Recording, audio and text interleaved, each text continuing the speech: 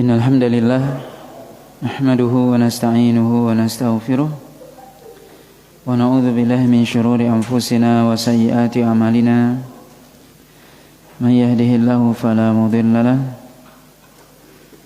wa may yudlil fala hadiya lahu asyhadu an la ilaha illallah wahdahu la syarika lahu wa asyhadu anna Muhammadan abduhu wa rasuluh alladzi la rasula wa la nabiyya ba'dah. Ya ayyuhalladzina amanu taqullaha haqqa tuqatih wa la tamutunna illa wa antum muslimun. Amma ba'd. Bapak dan Ibu kaum muslimin dan kaum muslimat yang dirahmati oleh Allah Subhanahu wa taala. Alhamdulillah, puji dan syukur senantiasa kita sampaikan kepada Allah Subhanahu wa taala. Salawat dan salam kita sampaikan kepada Rasulullah sallallahu alaihi wasallam dan juga kepada keluarga beliau, para sahabatnya serta orang-orang mukmin yang senantiasa mengikuti beliau sampai hari kiamat nantinya. Pada malam hari ini kita lanjutkan pembahasan dari kitab Sahih Muslim, yaitu masih dalam kitab shalah, yaitu bab yang ke-140, yaitu bab fadailul Quran wa ma yata'allaqu bihi, al-amru bi ta'ahhuril Quran wa karahiyatu qawli nasitu ayata kadza wa jawazu qawli unsituha. Itu bab tentang keutamaan Al-Quran dan hal-hal yang berkaitan dengannya, yaitu perintah untuk menjaga Al-Quran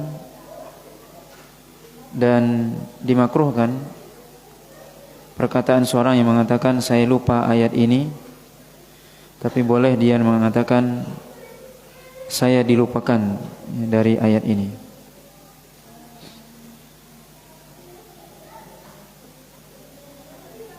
Hadis yang ke-1834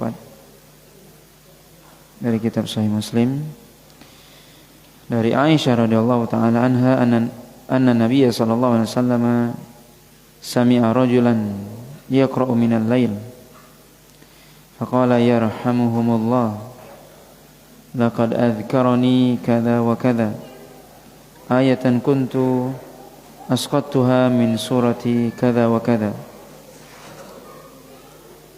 Dari Aisyah radhiyallahu taala anha bahwasanya Nabi sallallahu alaihi wasallam mendengar seseorang membaca ayat pada malam hari. Kemudian Nabi sallallahu alaihi wasallam mengatakan semoga Allah Subhanahu wa taala merahmatinya.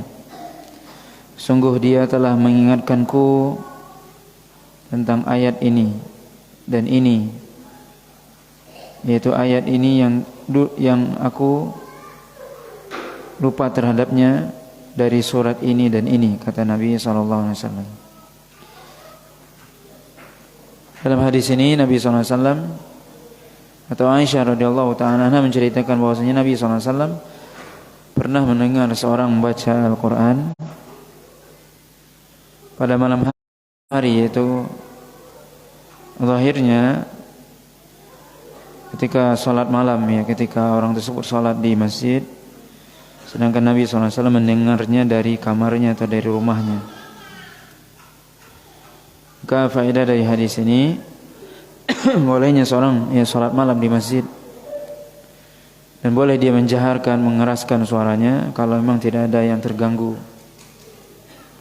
Mana orang itu sendirian dia di masjid, dia membaca ayat dengan suara yang keras, kemudian Nabi SAW di rumah atau di kamarnya yang dekat dengan masjid dan mendengar suara atau bacaan orang tersebut, ya, atau sahabat tersebut. Kemudian Nabi SAW mengatakan yarhamuhumullah, yarhamuhullah, semoga Allah SWT merahmatinya. Maka Nabi SAW mendoakan, ya,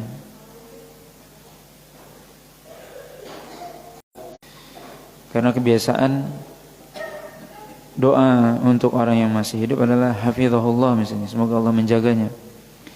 Sedangkan untuk orang yang meninggal, rahimahullah, semoga Allah merahmatinya. Maka hadis ini menunjukkan bahwasanya boleh ya, seorang yang masih hidup didoakan dengan rahmat, ya, di mana Nabi SAW mengatakan dalam hadis ini, yarhamuhullah, semoga Allah merahmatinya. Tapi itu sudah menjadi kebiasaan, ya, kebiasaan para ulama. Kalau doa untuk orang yang hidup, hafizahullah, semoga Allah menjaganya. Sedangkan sudah meninggal, rahimahullah, ya. Tapi itu bukan suatu hal yang terlarang, ya, ketika seorang mendoakan rahmat bagi orang yang masih hidup, ya. Tapi itu hanya kebiasaan, ya. Sebenarnya Nabi di sini mendoakan orang tersebut, yaitu sahabat tadi. Kemudian Nabi SAW mengatakan, sungguh ketika Nabi mendengar bacaan tadi, Nabi mengatakan, sungguhnya bacaannya tadi atau sahabat tadi telah mengingatkanku tentang ini dan ini, kata Nabi. Yang sungguhnya aku lupa akan ayat tersebut dalam surat ini dan ini, kata Nabi.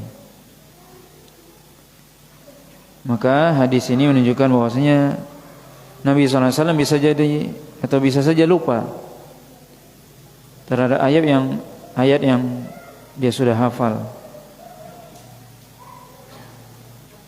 Sebenarnya Nabi SAW pernah juga salat, kemudian Nabi lupa atau salah, kemudian Nabi setelah salat mengatakan, tidakkah di antara kalian ada yang mengingatkan atau yang lainnya, ya. Sebenarnya Nabi SAW juga lupa bilangan salat misalnya yang disyariatkan sujud sahwi. Ini menunjukkan bahwasanya Nabi bisa saja lupa, ya. Tapi lupa dalam hal ini, lupa dari ayat yang sudah dihafal, bukan berarti lupa dari ayat yang belum disampaikan kepada umat, karena itu tidak mungkin. Nabi SAW ketika mendapatkan wahyu, maka Nabi sampaikan langsung, sehingga para sahabat mendengarnya. Maka syariat ini tidak ada yang lupa, tapi sesuatu yang dihafal oleh Nabi bisa saja Nabi sendiri lupa. Kemudian hadis selanjutnya juga dari Aisyah, riwayat dari Aisyah, kan Nabi SAW yastami'u qira'ata rajulin fil masjid faqala rahimahullah laqad adhkarani ayatan kuntu unsituha. Aisyah mengatakan bahwasanya Nabi SAW mendengarkan bacaan seseorang sahabat ketika di masjid. Maka di sini menjelaskan hadis sebelumnya tadi, bahwasanya sahabat tersebut salat di masjid atau membaca Al-Quran di masjid, dan Nabi mendengarkan bacaannya. Dan ini juga disyariatkan ketika kita mendengarkan orang baca Al-Quran, maka disyariatkan kita mendengarnya, mendengar bacaan. Allah SWT katakan, wa idza quri'a al-Quran fastami'u lahu wa ansitu la'allakum turhamun. Yaitu jika dibacakan Al-Quran maka dengarkanlah dan diam agar Anda mendapat rahmat. Maka ketika kita mendengar orang baca Al-Quran, kita dengar. Nabi SAW mendengar, kecuali kita juga membaca, ya. Tapi kalau kita tidak membaca, maka sebaiknya kita mendengarkan bacaan tersebut, sebagaimana Nabi SAW mendengarkan bacaan sahabat tadi. Kemudian Nabi SAW mengatakan, semoga Allah SWT merahmatinya, sungguhnya dia telah mengingatkanku kepada ayat yang kuntu unsituha, yang yaitu kata Nabi, aku dilupakan terhadap ayat tersebut. Maka ini yang menjadi dalil dari judul yang dibuat oleh Imam Nawawi tadi, bahwasanya dimakruhkan seorang mengatakan saya lupa terhadap ayat ini, tapi sebaiknya dia mengatakan saya dilupakan. Dan ini kata para ulama adalah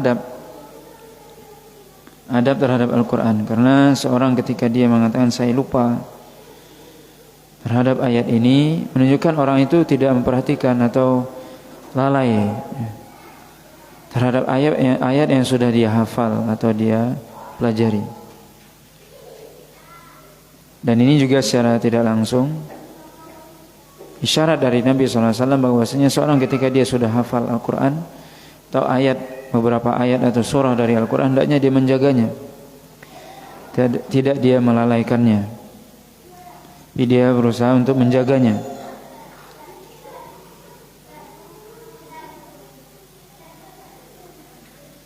Maka ketika seorang mengatakan saya lupa, maka seolah-olah itu dia lalai terhadap Al-Quran, padahal itu tercela. Makanya disebutkan tadi Nabi SAW kuntu unsituha, yaitu saya terlupakan darinya. Walaupun kata para ulama waqi'nya atau realitanya bisa saja sama. Realitanya sama, seorang itu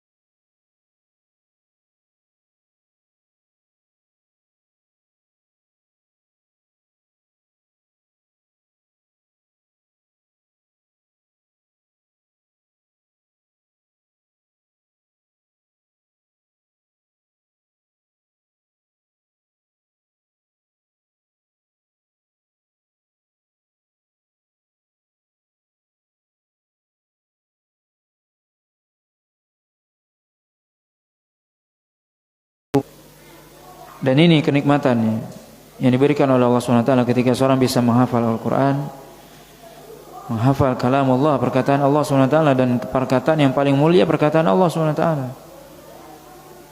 Kata Nabi SAW, perumpamaan orang yang hafal Al-Quran seperti unta yang diikat. Jika dia perhatikan unta tersebut, maka dia akan mampu menjaganya atau mengikatnya. Tapi kalau dia lepaskan unta tersebut, maka unta tersebut akan pergi meninggalkannya. Maksudnya adalah hadis ini memberikan anjuran kepada seorang yang dia hafal Al-Quran, baik Al-Quran secara keseluruhan ataupun sebagiannya, untuk menjaga hafalannya. Kata Nabi, seperti unta yang diikat. Perlu kita ketahui bahwasanya unta itu kalau diikat, maka kalau ditinggal lama, maka bisa jadi unta itu akan lepas ikatannya, dia akan melepaskan ikatannya. Dan unta termasuk hewan yang kuat, hewan yang kuat unta itu. Ketika diikat kakinya, maka kemudian kalau seorang itu dia pergi jauh atau dia tinggal lama, bisa jadi unta itu akan meronta atau dia akan pergi membuka atau berusaha membuka ikatan tersebut. Tapi kalau orang itu ada di situ dekat, maka dia akan berusaha memegang talinya. Ini perumpamaan orang yang dia menghafal Al-Quran. Kalau dia ulang, kalau dia baca, kalau dia murojaah, dia berarti mengikat hafalannya. Tapi kalau dia pergi, maksudnya dia tinggalkan itu hafalannya, dia sibuk dengan yang lain, tidak dia ulang, jauh dari Al-Quran, maka zahabat, maka pergi Al-Quran itu, artinya hafalan itu akan hilang. Maka ini sebuah perumpamaan yang disebutkan oleh Nabi SAW kepada kita, kepada orang yang hafal Quran. Yang mana perumpamaan ini secara tidak langsung perintah dari Nabi SAW agar kita senantiasa menjaga hafalan Quran. Karena sekali lagi bahwasanya seorang yang dikaruniakan oleh Allah SWT bisa menghafal Quran, berarti itu sebuah kenikmatan. Allah SWT menitipkan Al-Quran, perkataannya di dalam hatinya, di dalam dadanya. Ini tentunya sebuah kehormatan, sebuah nikmat dari Allah SWT yang tentunya hendaknya seorang bersyukur. Hatinya diisi dengan Al-Quran, tidak diisi dengan yang lain, diisi dengan kalamullah, perkataan Allah SWT yang sempurna. Ini kehormatan. Tidak semua dada manusia atau hati manusia bisa menjaga Al-Quran, bisa terisi dengan Al-Quran. Dan tentunya hati yang bersih yang bisa diisi dengan Al-Quran. Karena kalamullah, perkataan Allah SWT bersih, dan tidak mungkin ditempatkan kecuali di tempat yang bersih. Itu menunjukkan bahwasanya orang yang hafal Quran hatinya bersih, dan tidak mungkin bisa dihafal Al-Quran kecuali dengan hati yang bersih. Maka ini sebuah kenikmatan. Maka hendaknya seorang menjaga hafalannya, dan salah satunya dengan dia murojaah atau mengulang hafalannya, mengulang membaca Al-Quran. Kemudian hadis selanjutnya juga dari Abdullah bin Umar radhiyallahu taala anhuma ani Nabi sallallahu alaihi wasallam,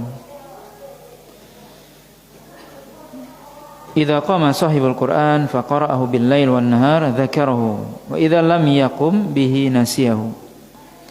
Jika sahibul Qur'an, orang yang hafal Qur'an, dia berdiri, maksudnya membaca Al-Qur'an pada malam dan siang, maka dia akan senantiasa mengingat Al-Quran tersebut. Jika dia tidak berdiri atau tidak membacanya, maka dia akan bisa melupakannya. Ini anjuran bagi orang yang hafal Quran untuk senantiasa membaca Al-Quran, yaitu membaca Al-Quran sepanjang malam dan siang, baik dia baca ketika sholat ataupun di luar sholat.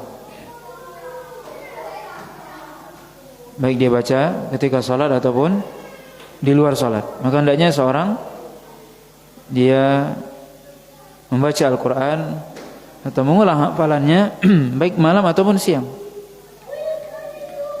Semakin seorang banyak hafalannya, mestinya semakin banyak waktu untuk membaca Al-Quran. Karena kalau dia tidak mengulang hafalannya, hafalannya akan hilang. Oleh karena itu, seorang, kata para ulama, ya semakin dia banyak hafal, maka semakin dia banyak mengulang dan membaca Al-Quran tersebut. Ya. Tapi kalau dia tidak baca, tidak ulang, maka tentunya hafalannya akan hilang atau dia lupa terhadap apa yang dia hafal. Kemudian hadis selanjutnya juga dari Abdullah bin Umar atau dari Abdullah bin Mas'ud ya. Hadis selanjutnya dari Abdullah bin Mas'ud radhiyallahu taala anhu qala Rasulullah sallallahu alaihi wasallam bi sama li ahadihim yaqulu nasitu ayata kaita wa kaita atau kita wa kita bal huwa nusiya istadhkiru al-Qur'an fahuwa ashaddu tafassiyan min sudurir rijal minan na'am bi uquliha. Rasulullah SAW mengatakan bahwasanya seburuk-buruk salah seorang di antara mereka ketika dia mengatakan saya lupa tentang ayat ini dan ini, tapi dia sebenarnya dilupakan. Oleh karena itu ingat-ingat Al-Quran atau murojaahlah atau ulanglah Al-Quran. Sungguhnya Al-Quran itu asyaddu tafassiyan, artinya benar-benar akan hilang atau pergi dari hati orang-orang yang menghafalnya lebih cepat ya daripada lepasnya unta dari ikatannya. Maka ini sebuah juga peringatan dari Nabi SAW atau sebuah motivasi dari Nabi SAW untuk mengulangi bacaan Al-Quran, untuk mengulangi hafalan, karena hafalan Al-Quran itu kata Nabi SAW lebih cepat perginya, hilangnya dari hati seseorang, lebih cepat hilangnya hati atau lupanya dari hati seorang daripada lepasnya unta dari ikatannya. Unta cepat lepasnya kalau seorang tidak memperhatikannya. Al-Quran lebih cepat lagi kalau seorang tidak mengulangnya. Riwayat selanjutnya juga dari Abdullah bin Mas'ud, beliau mengatakan ta'ahadu hadhil masahif wa rubbama qala al-Quran fahuwa aw falahu ashaddu tafassiyan min suduri rijal minan na'am min uqulihi. Qala wa qala Rasulullah sallallahu alaihi wasallam la yaqul ahadukum nasitu ayata kaita wa kaita bal huwa nusiya. Dari Abdullah bin Mas'ud radhiyallahu taala anhu, beliau mengatakan bahwasanya hendaknya kalian, kata Abdullah bin Mas'ud, menjaga Al-Quran ini. Sungguhnya Al-Quran itu lebih cepat hilangnya dari hati seorang daripada unta dari ikatannya. Kemudian beliau Abdullah bin Mas'ud mengatakan bahwasanya Rasulullah SAW mengatakan, janganlah salah seorang di antara kalian mengatakan saya lupa ayat ini dan ini, tapi dia mengatakan saya dilupakan. Maka sebagaimana riwayat sebelumnya, Abdullah bin Mas'ud dalam hal ini juga menyebutkan bahwasanya hendaknya seorang memurajaah atau mengulang hafalannya, membaca Al-Qur'annya atau hafalannya, karena Al-Quran bisa lepas, bisa hilang dari hati seorang lebih cepat ya daripada unta dari ikatannya. Kemudian juga larangan untuk mengatakan nasitu, karena tadi kata nasitu itu menunjukkan seorang itu tidak memperhatikan atau lalai. Dan ini secara tidak langsung juga apa tadi? Larangan untuk lalai dari Al-Quran. Seorang tidak boleh lalai dia dari Al-Quran, tapi dia hendaknya senantiasa menjaga Al-Qurannya. Kemudian riwayat selanjutnya dari Abi Musa Al-Asy'ari radhiyallahu taala anhu, anna Nabi sallallahu alaihi wasallam qala, ta'ahadu hadzal Qur'an fa walladhi nafsu Muhammadin biyadihi la huwa ashaddu tafallutan minal ibil fi uquliha. Dari Abi Musa Al-Asy'ari radhiyallahu taala anhu, dari Nabi sallallahu alaihi wasallam, beliau mengatakan ta'ahadu hadzal Qur'an, yaitu jagalah Al-Qur'an ini, peliharalah Al-Qur'an ini demi jiwaku yang ada di tangannya, itu demi Allah. Sungguhnya Al-Qur'an itu asyaddu tafallutan, ya sama artinya. Itu lebih cepat hilangnya, perginya, lepasnya daripada lepasnya unta dari ikatannya. Maka ini juga hadis yang sama dari hadis Abi Musa, sama dengan hadis Abdullah bin Mas'ud tadi, di mana Nabi sallallahu alaihi wasallam menyuruh agar kita menjaga mengulang hafalan, karena lebih Al-Quran itu lebih cepat hilangnya, lebih cepat rupanya daripada unta dari ikatannya. Bab selanjutnya yaitu bab istihbabu tahsinul saut bil Quran.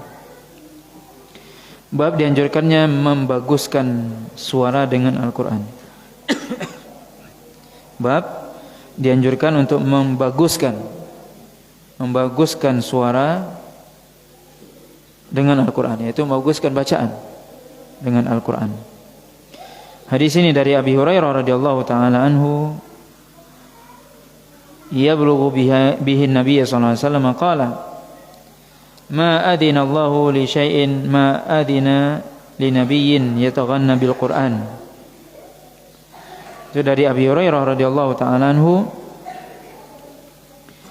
bahwasanya sampai kepada beliau bahwasanya Nabi sallallahu alaihi wasallam mengatakan bahwasanya Allah Subhanahu wa taala mendengarkan, tidaklah Allah Subhanahu wa taala mendengarkan sesuatu dari nabinya sebagaimana mendengarkan Al-Qur'an. Yaitu makna dari hadis ini, Allah Subhanahu wa taala mendengar, atau tidaklah Allah Subhanahu wa taala mendengar dari nabi kecuali apa? Yaitu bacaan Al-Quran. Artinya apa? Allah SWT mendengar ketika Nabi membaca Al-Quran. Ini menunjukkan keutamaan seorang yang membaca Al-Quran. Yataghanna bil Quran artinya adalah yaitu membaca Al-Quran dengan suara yang bagus atau membaguskan suaranya, kata Imam Nawawi.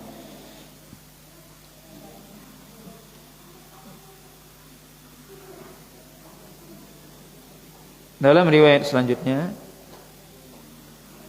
dari Abi Hurairah radhiyallahu taala anhu juga, annahu sami'a Rasulullah sallallahu alaihi wasallam yaqul, ma adina Allahu li syai'in ma adina li nabiyyin hasan as-saut yataghanna bil Qur'an yajharu bihi. Itu Allah SWT kata Nabi SAW mendengarkan Al-Quran ya, dari Nabi ya, ketika Nabi tersebut membaguskan bacaannya. Yataghanna bil Quran di sini diartikan hasanas saut, yaitu membaguskan suaranya. Yajharu bihi juga artinya menjaharkan, yaitu membaca Al-Quran dengan suara yang keras. Maka hadis ini menunjukkan dianjurkannya bagi seorang untuk membaguskan bacaan Al-Quran dan membaca Al-Quran dengan suara yang keras atau jahar. Tentunya suara jahar di sini maksudnya yang dia sendiri mendengar dan orang lain, tapi dengan syarat tentunya tidak mengganggu ya, orang lain. Kemudian hadis juga, ya, beberapa hadis di sini disebutkan dari Abu Hurairah juga, yang semuanya menunjukkan bahwasanya Allah SWT mendengarkan dari seseorang ketika seorang itu membaca Al-Quran. Maka Allah SWT mendengar orang yang membaca Al-Quran dengan suara yang bagus atau membaguskan bacaannya. Hadis selanjutnya dari Abdullah bin Buraidah dari Abi, yaitu dari Abdullah bin Qais dari Abi Musa Al-Asy'ari radhiyallahu ta'ala anhu, bahwasanya Rasulullah SAW mengatakan, in Abdullah bin Qais Al-Asy'ari u'tiya mizmaran min mazamir ali Daud. Rasulullah SAW mengatakan, sungguhnya Abdullah bin Qais, yaitu Abu Musa Al-Asy'ari, itu diberikan mizmar min mazamir ali Daud. Kata Imam An-Nawawi, mizmar di sini diartikan kata Imam Nawawi adalah suara yang bagus. Itu Abu Musa Al-Asy'ari, kata Nabi SAW. Ini Rasulullah SAW merekomendasikan Abdullah bin Qais, yaitu Abu Musa Al-Asy'ari, bahwasanya Nabi mengakui bahwasanya Abu Musa Al-Asy'ari suaranya bagus. Suaranya bagus seperti suara Nabi Daud alaihissalam. Di mana disebutkan bahwasanya Nabi Daud alaihissalam dia diberikan oleh Allah SWT suara yang bagus.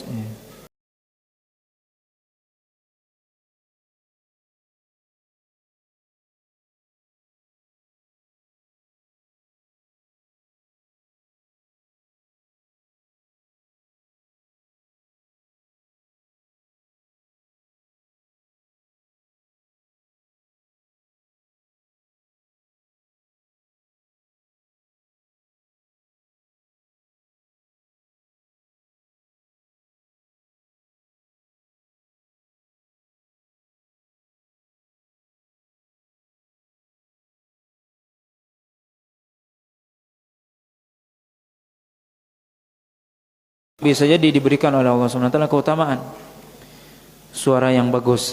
Maka suara yang bagus itu adalah karunia dari Allah SWT, nikmat dari Allah SWT.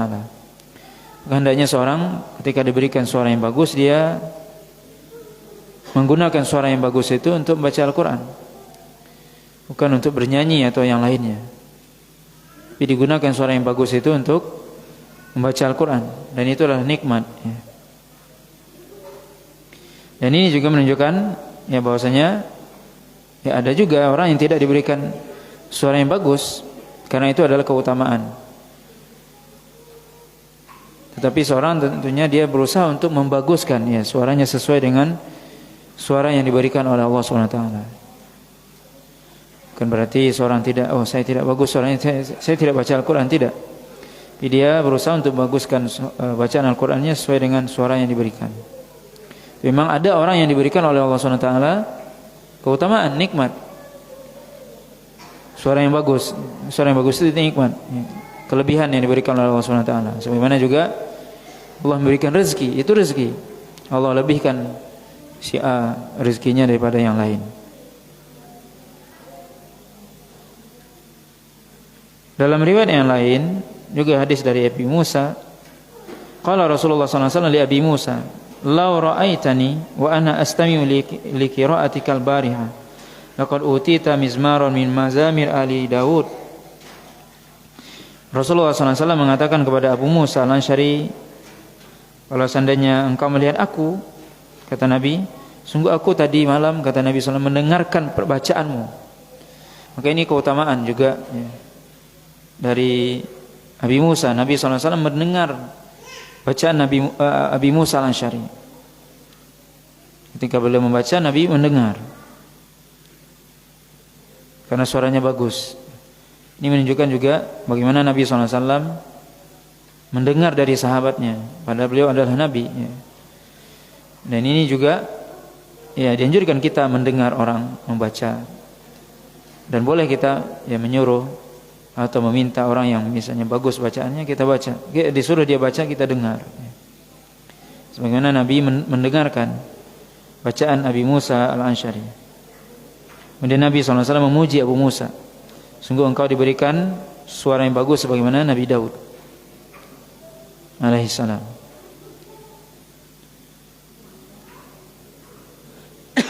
Kemudian juga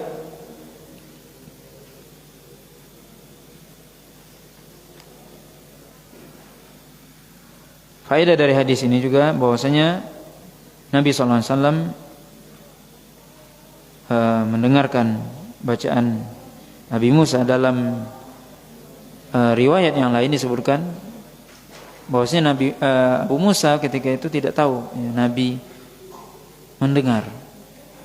Sampai Abu Musa mengatakan, "Lau araftu la habbartuka tahbiran, atau la habbartu laka tahbiran." Kata Abu Musa, kalau seandainya aku tahu wahai Nabi, engkau itu mendengarkan bacaanku, aku akan lebih mengindahkan lagi bacaanku. Ini para ulama menjelaskan bahwasanya dibolehkan bagi seorang ya, dia membaguskan bacaannya ketika membaca Al-Quran. Tapi tentunya memperbagus ini tidak boleh dia berlebihan atau menyalahi kaidah. Karena tetap seorang membaca Al-Quran dengan kaidah atau ilmu tajwid ya. Sebagaimana Allah katakan, "Warattilil Qur'ana tartila." Yaitu bacalah Al-Quran dengan tartil, yaitu tartil artinya apa? Memberikan kepada setiap huruf haknya. Alladzina atainahumul kitaba yatlunahu haqqa tilawati. Haqqa tilawati, kata Ali atau Abdullah bin Mas'ud mengatakan, ayu'ti kulla harfin haqqahu, yaitu memberikan kepada setiap huruf haknya. Maka seorang ketika membaca Al-Quran, dia membacanya dengan kaidah tajwid tentunya, membacanya dengan makhraj huruf yang benar, kemudian juga membaca dengan tajwid yang benar, yang panjang dipanjangkan, yang pendek dipendekkan, yang gunnah digunnahkan, yang idgham diidghamkan dan seterusnya. Maka membaca Al-Quran pertama kali yang perlu dipelajari adalah bagaimana membaca dengan tajwid yang benar, kemudian dia memperbagus bacaannya atau suaranya. Maka membaguskan bacaan atau suara ya, sekali lagi tidak boleh itu melewati tajwidnya. Karena ada sebagian orang yang dia demi bacaannya bagus menurut dia atau suaranya bagus, kemudian dia sampai berlebihan. Mat yang misalnya cuma 2 harakat, dia baca sampai 6 harakat misalnya. Ini tentunya berlebihan. Ini tidak boleh. Ini tentunya tetap ya, diberikan haknya sesuai dengan kadarnya. Maka ini ya anjuran untuk membaca Al-Quran dengan suara yang bagus ya, atau membaguskan suara ketika membaca Al-Quran. Kemudian bab selanjutnya, zikru qiraatin Nabi sallallahu alaihi wasallam surat Al-Fath yaum fathi Makkah, yaitu bab